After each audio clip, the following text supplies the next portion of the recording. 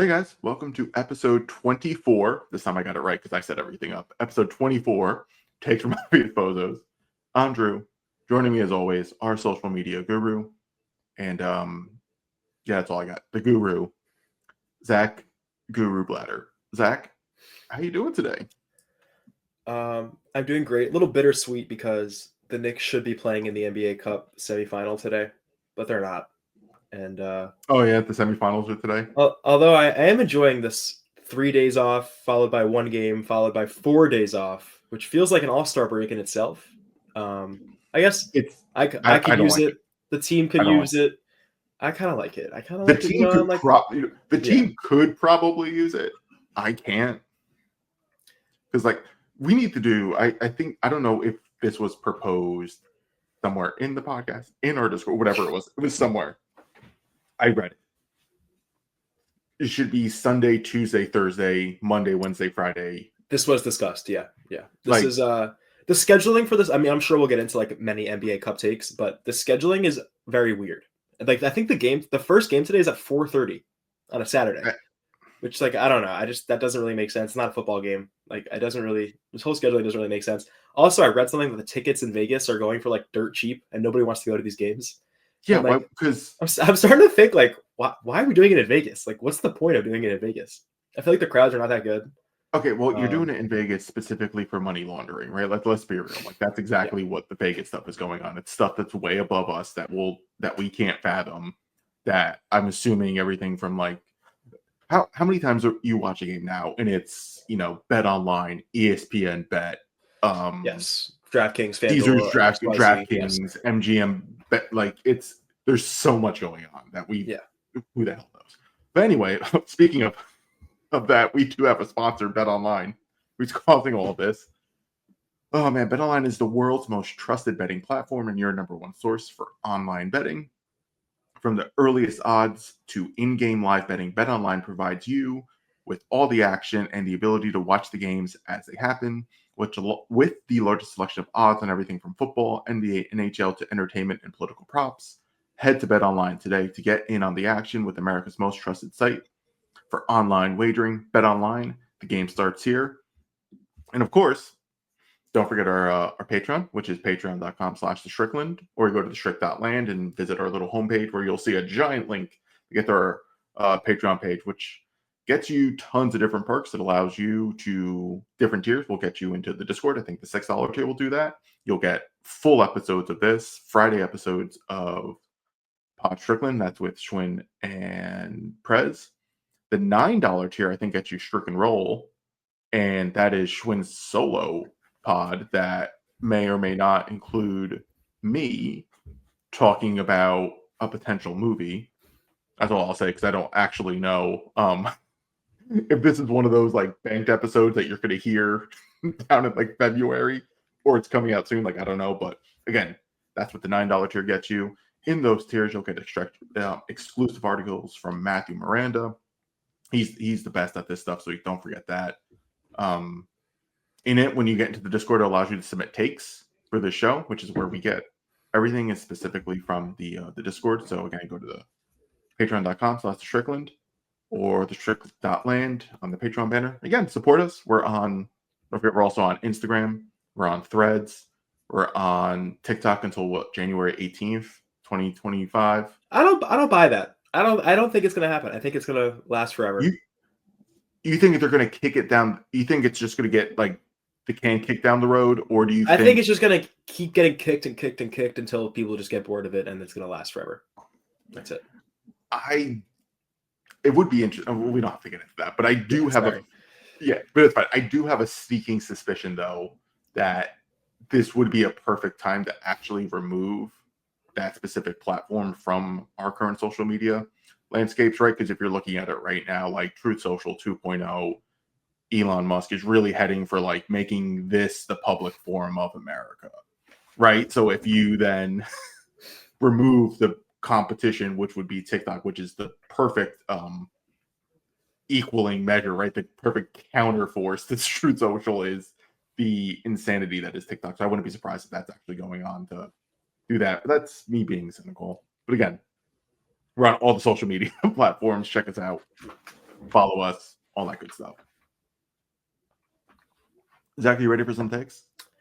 I am, but did you mention the merch? Was I not paying attention? Because I've got, if you're watching on video over here, I could show off the Strickland guys, mug that I have today. we I'm do also have wearing the OG Ananobi shirt. the OG Kush. The OG Kush guys. shirt. So it's all available on the site. Yeah, go to the strict.land. High quality. Check out. Yeah, so like I think we each all have different items from us, right? Like I actually have the because we came out with like the matching hoodie set. Yes. Those sweats are unbelievably comfortable. They are like the perfect like home lounge wear that you can get. Like they're giant. Like I got like I don't know if I got like an XL or a double XL. Like I got like a giant one, and you just kind of like swim in it, and it's super comfortable. I would definitely recommend those. Like it's very good quality stuff. So which is kind of surprising at the same time that like one of my best hoodie sets, right? Like quality wise, is from us. So yeah, definitely check out the merch. Okay, let's get into some business. Yeah, we got business. So we're going to start off with the take that came on 12/12/2024 at 10:13 a.m. by none other than James Marcita. So I'm assuming this is in reference to the Hawks game. This was. That I still have not caught up on. I am still behind on like the Detroit game and the Hawks game. I had the pleasure to win an office raffle for tickets to the Hawks game, and I got to go to the Hawks game. I went with a coworker. Actually, I went with my boss, who I refer to, if you're in the channel, I refer to my boss as my work boss, and I think Duder Adam yelled at me for that because I don't know what other boss I'd be referring to. But I ended up getting to that game a little bit late because of like traffic in the city, and I wasn't really paying attention. And I just saw like Dyson Daniels kind of just like hacking Jalen, and it was not fun, man. It was not fun. Like I saw all that play where there was like 5 offensive rebounds on the same play. It felt like I was watching the Sixers series, just like roles reversed, and that was bad. That was a tough watch in the end. I did not watch it, so I don't know. But Duder, that's a terrible take from Duder, even though it's not even in our list. You have bosses everywhere. Yeah. Right? There's different levels. There's different types of bosses. You'll have potentially like bosses at home, bosses in the family. It's bosses in friends. Like there's bosses everywhere, right? There's the boss, Bruce Springsteen. Like you don't like you could if you just said I went to the game with the boss or my boss, you could be a Bruce Springsteen super fan for all I know. How would I know that you're talking about your work boss versus Bruce Springsteen? Yeah, so there you go. I was just adding extra clarity, Mr. Peter. Yes, even though you're like, who the fuck is Bruce Springsteen? Do you even know who Bruce Springsteen is? I know who Bruce Springsteen is. I've seen him. I've seen Bruce perform. My dad is a Bruce Springsteen like stan. He has dragged me around multiple shows. No. I didn't know that he was called the boss though. Sorry. Okay, there you go. Right. But I did know. I'm well aware of Mr. Bruce. He's great. An icon, Hall of Famer. So. He's an icon and a Hall of Famer. But no, James had to take at 10:13 a.m. on the 12th. He goes, haven't looked who they're playing, but the Knicks are going to win their next game by 45. Dude, I don't know, man. I'm a little worried. They, if you're not aware, they play Orlando in their next game. The game is in Orlando. And no, this take was in reference to the Hawks game. This was after or before the Hawks game? When was the Hawks game? God, we're recording on the 14th. We're a mess. No, this was after the Hawks. Oh wait, no, this was after the Hawks game, right? Hawks game was Wednesday. Hawks game was Wednesday. Yeah, this was sent in on Thursday morning. Oh, okay. Well, yeah. Come on. Who are they playing? I'm not. You can see they are playing Orlando in Orlando, and if I remember correctly, I think Orlando is 10-0 at home this year. I'm not afraid of fucking. They might be 10-1 at home. I just want to check. They are. Sorry, this is taking. This is fine. While you're looking, I'm just going to go on a little. They are 10-0 at home this season. So if the Knicks win by 45, that would be great. That would be awesome. It'd be huge for the agenda. We could act like that's our Super Bowl. It's bigger than the NBA Cup. But yeah, I don't know. But I'm not really confident about that game. We've already beat them once. It's tough to beat a team twice, especially in like a 2-week span. Oh my God, you sound like a coward fan right now, man. They're gonna win. The Knicks are gonna win. So. I'm not afraid of the Magic. I don't really care about what they do or anything that they're doing right now. primarily because this is like super boomer coming for me now. Like I'm reaching like boomer sports thing. Until they have like a legitimate point guard who's actually like running things for them, I am just fundamentally not afraid of the Magic, right? Like even if you're like, right, you can say Franz has been great. That's fine. You can say Jalen Suggs looks very promising. That's fine. Paolo's does his thing when he comes back. I'm fine with all that. There's just certain guys and just certain teams that just kind of seeing where it's ultimately like you need someone to actually like run the team versus being necessarily like the best player. And Franz has been doing a pretty good job of kind of like running things, but they really need that's one of like they need someone to be like, no, we're getting everything organized. They have the 22nd ranked offense this season, and that includes a lot of games with Paolo and Franz. And I would imagine their offense without both of them is like probably the worst in the league, or at least very close to it. And that should be a win, but we'll see. Yeah. So apparently everyone said the defense was legit the first time. Like that was my first time watching Orlando this year with the Knicks. So it's clearly not the best example, but I was just like, this defense isn't like actually that good. But whatever. I don't care. Winning by 45 would be great. A little bit of a high bar, but we'll take it. So our next take, which I don't know if this statement is actually true, but it feels true what I'm about to say. This is the first time legendary Discord submitter Omar's been in Takes from Obvious Post and submitted the take. It's definitely been a long time since his last submission, if any. Like I can't really remember. Right. Like I'm saying, it feels true to say this is the first time, but I don't actually know if it's actually true. Well, I can find out, but also like you know when he's coming through to take, like it's got some spice, it's got some heat on it. Like this is no joke. Like yeah. So Sad Omar is types and writes. I don't like when anytime Jalen leaves the game and goes back to the locker room, Rick Brunson has to go with him. Rick doesn't do that for any other player. We have trainers and medical staff already. Your job is to be the associate head coach of the New York Knicks. All of the Knicks. Can't just be down our associate head coach when our best player is out. That's arguably when you might need him the most on the bench.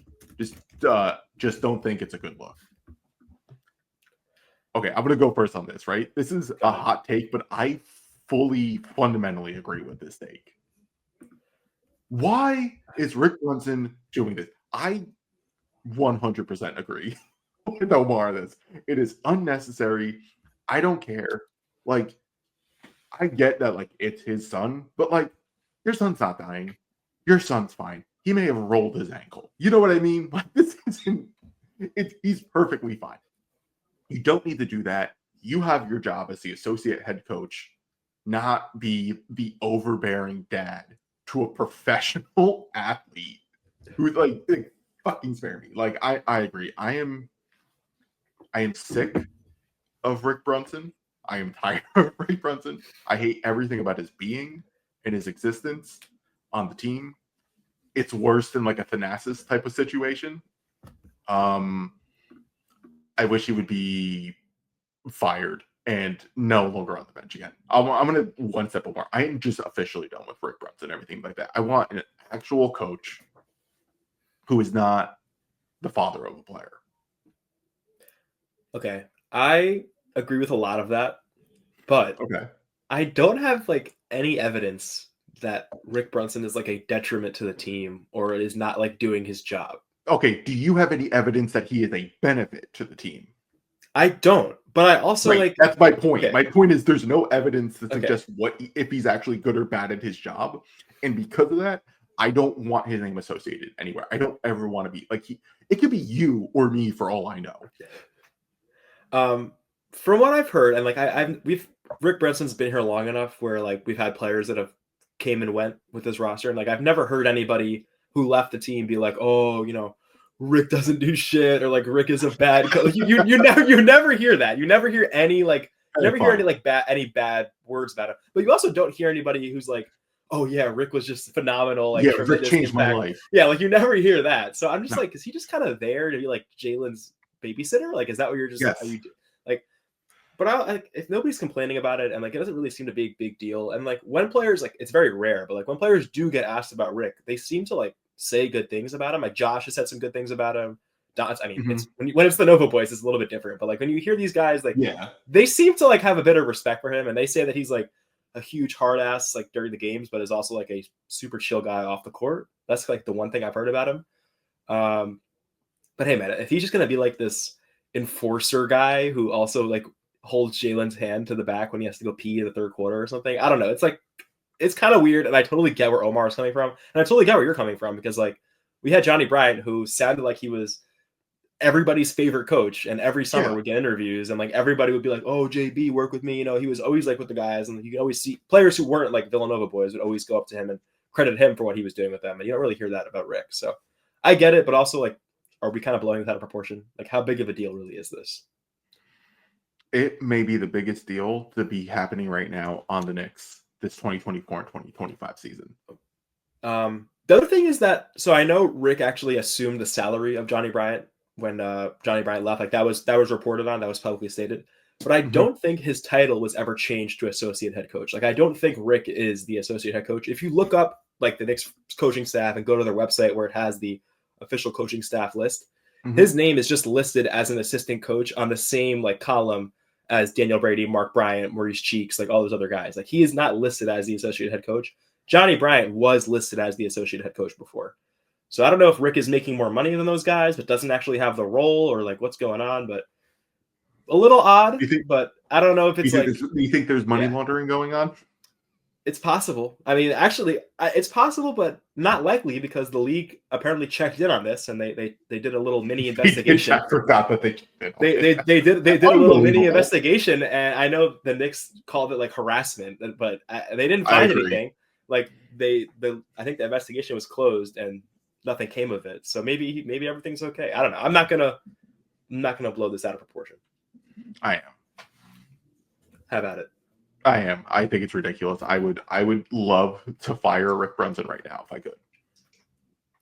I am so I am sick of him. There's just he bothers me. Dude, I know we also like we're both well aware that of his history, and he doesn't seem like the guy you want to like parade around at all. So I am like I know. It's just if they went the direction of not keeping him around, I would be totally on board. So yeah, it's definitely one of those things too where I'm like, because you know the history, it's super sketchy, and I'm just like, please just like if he's there, keep him in the background. Like, you know what I mean? Just like go be a second row coach. Like don't be the first row. Yeah. Or if he's in the first row and he's this title, he should be the person then like yelling at the refs getting the technical. You know what I mean? Like he should be doing something where he's taking the fines or the enforcer.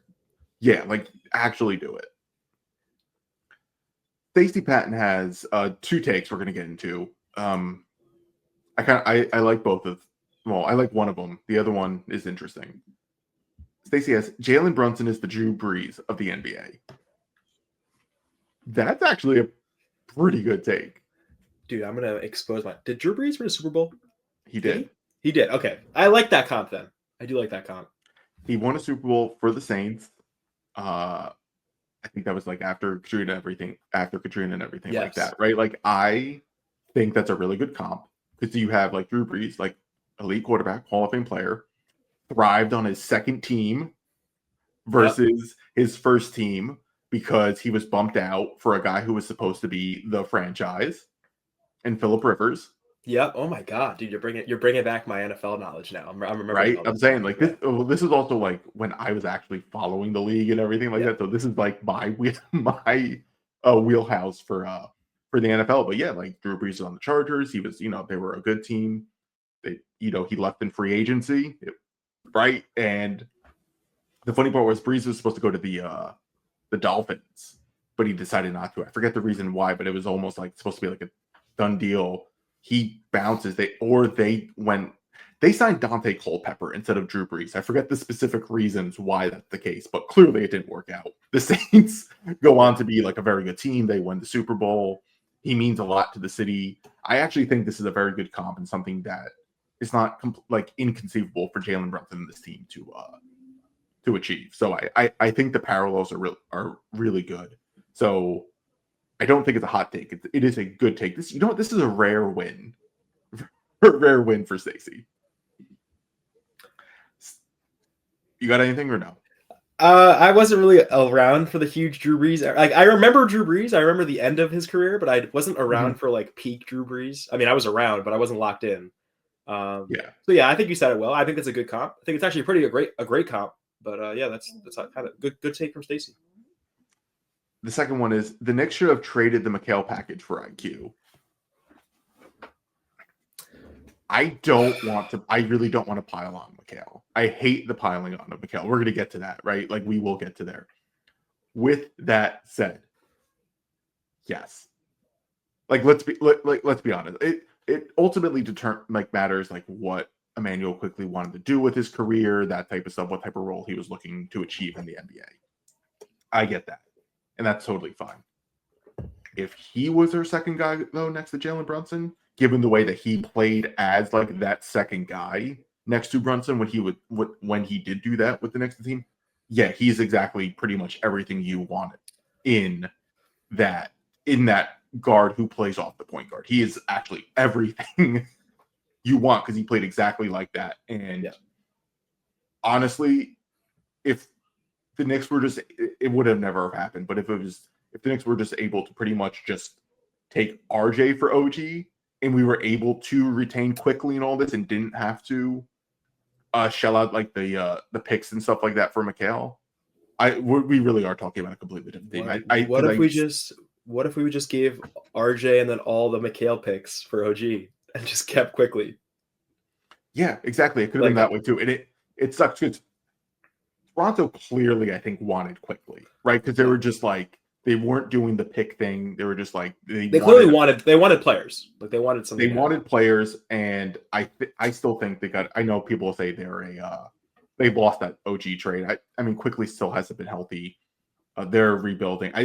Their situation's different, but I do think that like they wanted like they wanted quickly. That's like that was their guy. Then they paid him and all that sort of stuff. Like they want him to be the point guard. So yeah, damn, I really think quickly on this team as that guy basically being like he's the secondary creator. Like when you take Brunson out, you can have quickly run everything like that with Deuce or with it would have been significantly better.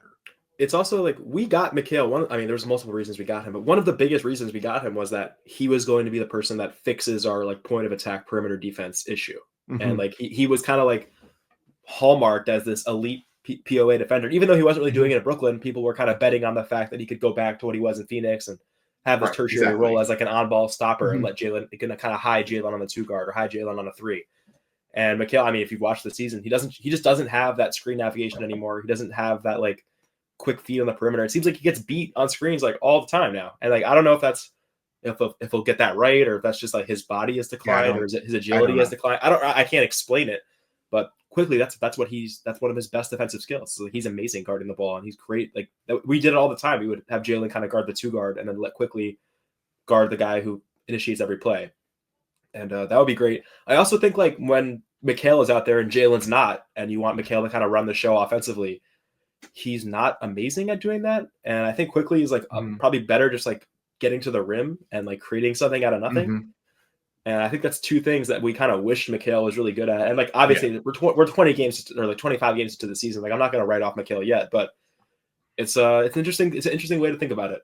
So I know it's just when I saw that when like that I was like, damn, that's like he really is the guy. Like still like even when the trade happened, like first place, then you see like how OG worked with the starting lineup and everything like that, right? Like after the trade, I'm just like, and even then I'm like, oh yeah, you know who would fit perfectly on this team still? Emmanuel Quick. Like he really is like one of those glue guys, like Hart is, but like a different type of glue guy. Yeah. I really do wish it would be so much, things would be a lot better. So young Pavardi then follows up by saying, McHale's become a convenient scapegoat anytime something goes wrong. Also like after us, right? Like after us being like, we really wish you had Emmanuel quickly over Mikal Bridges. Mikal Bridges also has been a very convenient scapegoat because even though he has like struggled to consistently do specific like point of attack defense stuff, he has improved mightily from like the start of the year versus right now. So he's definitely improved on that. And a lot of times when the Knicks lose, I don't actually think it's specifically like a McHale thing, right? Like you can't pinpoint to like watching that game. Like you could like Mikhail does do things where you're just like, Christ, like that's not good.